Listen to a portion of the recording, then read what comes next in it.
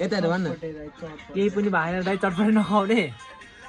भाइ त्यो त नागा छ भन्न अरे र भाइ छँदैछ नि यहाँनिर अनि भात खान्छिस् भने घरमा लगेर तँलाई मासु भात खिलाउँछु तैँले यहाँ दोकानमा बेचत नगर न दाइको तँलाई के भयो अरे चटपटे के त चरपटे त सोच्छ मात्रै खुवाउनु चाहिँ खुवाउँदैन है यहाँनिर जसलाई पठाए पनि डलर भन्ने कसम युट्युबमा हाल्नु हेर्दै जानु हेर्छु नि उनीहरूको युट्युबमा हाल्नेको फेरि के शब्द बोल्नु न युट्युबमा हाल्नेको भाइ त किन यति कालो के शब्द बोल्नु नि त युट्युबमा हाल्नेको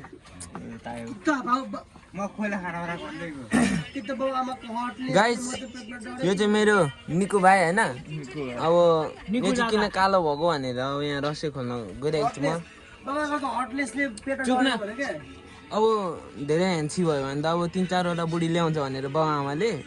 एउटाले मात्रै हेरोस् न भनेर यसलाई कालो मना गरे त्यही पनि तोरीको तेल लगाएर घाममा सुकाइदिएको र आफै डरेर यो फेरि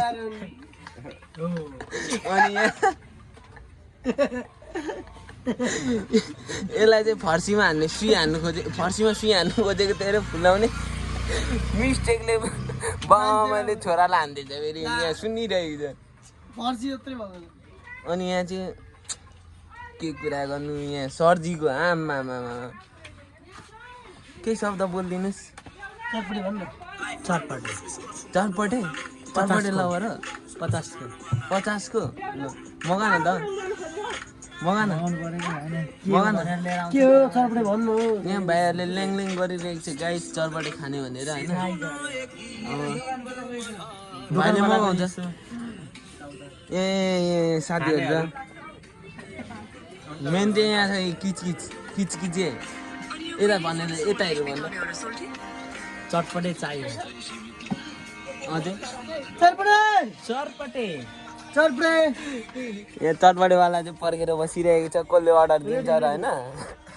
बनाऊँ छिटो यहाँ दोकानको